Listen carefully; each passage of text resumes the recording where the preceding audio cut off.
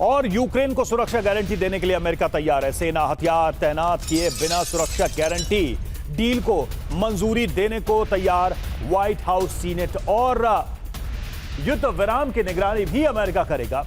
The telegraph की report में बहुत बड़ा दावा किया गया है।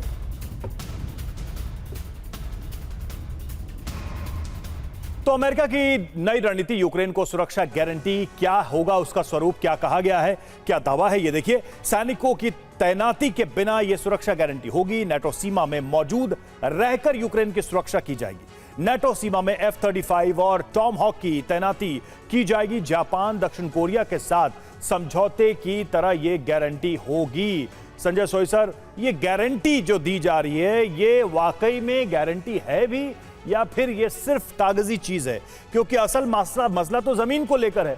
जमीन यूक्रेन छोड़ेगा नहीं तो वो गारंटी लेके भी क्या करेगा? देखिए रवि, ऐसा है कि जब अभी अमेरिका ने 20 पॉइंट प्रोग्राम दिया था, उसका जो बर्लिन में मीटिंग हुई थी, वहाँ पे दो मेजर इशू जिनके ऊपर अभी एग्रीमेंट नहीं हो पा रहा है।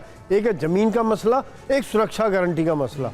यही कारण है कि अभी जो मियामी में मीटिंग हो रही है, यहाँ पर अब आगे क्या बढ़ता है, क्योंकि रशिया यूक्रेन इसमें किस चीज़ में कहाँ एग्री करते हैं तो ये देखा जाएगा। दूसरी बात, अमेरिका ने जैसे भी बताया, कोर्सन वाला भी एंगल लाया कि भाई नहीं मानोगे तो आपके ऊपर ये सैंक्शन लगाएंगे।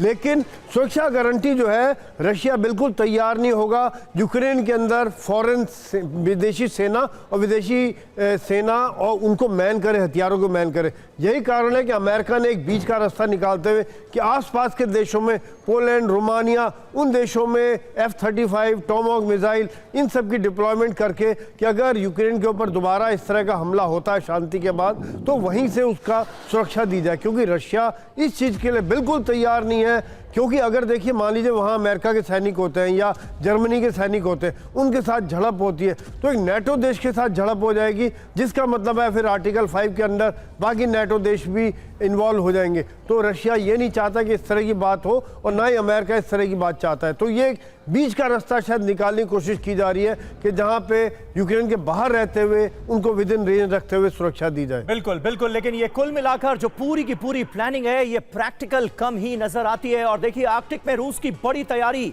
सामने आई है। रूस की वायुसेना का यहां युद्धाभ्यास चल रहा है। हवा में II-78 एयरक्राफ्ट से फ्यूल भरा गया है। सुखोई 24M से ये फ्यूलिंग की गई है। रूस की वायुसेना के युद्धाभ्यास की कुछ तस्वीरें देखिए।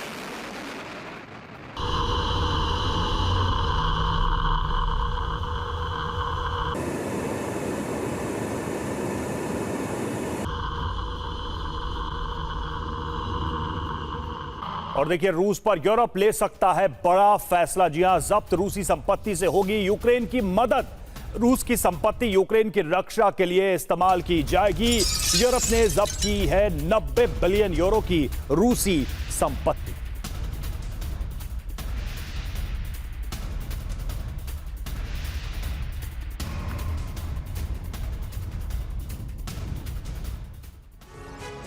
तो ये खबर है रूस पर आर्थिक प्रहार की। बारूदी तकरार किस तरह से बढ़ती जा रही है, आप देखिए जरा। फ्रेडरिक मर्ज ने कहा, पश्चिमी देशों में रूस की 90 बिलियन यूरो की संपत्ति मौजूद है और यूरोपीय देशों ने रूसी संपत्ति को जब्त किया है। जब्त रूसी संपत्ति के बदले यूक्रेन को मदद दी जाएगी।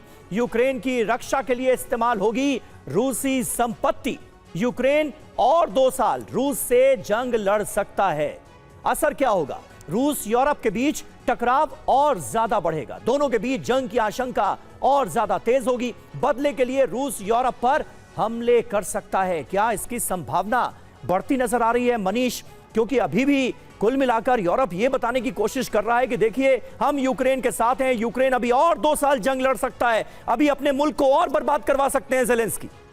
देखिए, यूरोप की एक बुनियादी समझ है कि जिस दिन यूक्रेन ढह गया उसके बाद रूस यूरोप पर हमला करेगा। तो इससे पहले कि डायरेक्ट हमला यूरोप पर हो, तो यूक्रेन को किसी भी कीमत पर बचाए रखना है, ताकि हमें खुद लड़ना ना पड़े, हमारे लोगों को लड़ना नहीं पड़े। लेकिन हाँ, आपने देखा कि बीते दिनों जर्मन चांसलर हो, ब्रिटिश प्रधानमंत्री हो या यूरोप के कई और नेता लगातार ये कह रहे हैं कि उन्हें भी अब बलिदान देने के लिए तैयार रहना होगा। बल्कि ये कहा गया कि ब्रिटिश के बेटे और बेटियों को अब शहादतें देनी होगी, जंग के लिए तैयार होगा।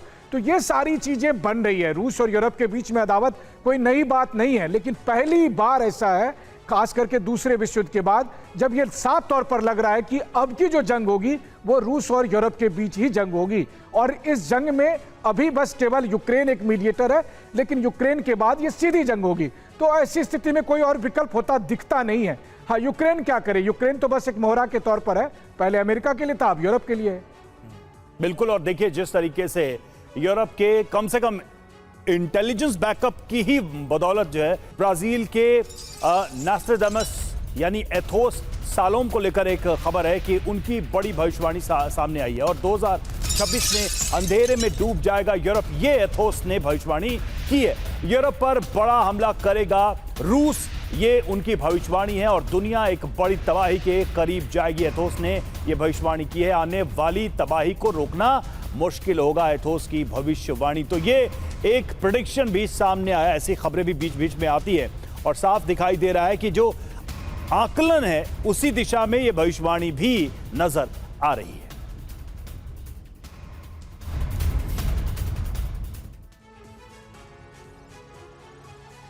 और आइए आपको बताते हैं जिस शख्स की भविष्यवाणी का हम जिक्र कर रहे हैं, एथोस सालोम, ये हैं कौन? ब्राजील के भविष्यवक्ता हैं। बड़ी घटनाओं की इन्होंने भविष्यवाणियां की हुई, कई दावे पहले सच हो चुके हैं, इसलिए इनकी भविष्यवाणियों को कुछ खास अहमियत दी जाती है। 16वीं सदी के नास्ट्राडामस से इनकी तुलना होती है, अंतरराष्ट्रीय मीडिया में ये चर्चित रहते हैं। हालांकि जो ये बातें कर रहे हैं, कह रहे हैं, जो भविष्यवाणी की जा रही है इनकी तरफ से, संजय सॉय साहब, उसकी चर्चा तो लगातार हो रही है, पूरी दुनिया में हो रही है। आप जैसे एक्सपर्ट्स के जरिए TV9 भारतवर्ष पर भी हम ये चर्चा कर रहे हैं कि अगर ये जंग आगे बढ़ती है, नेटो वर्सेस रशिया में तब्दील होती है, तो यूरोप को एक बड़ा खामियाजा इसका भुगतना पड़ सकता है।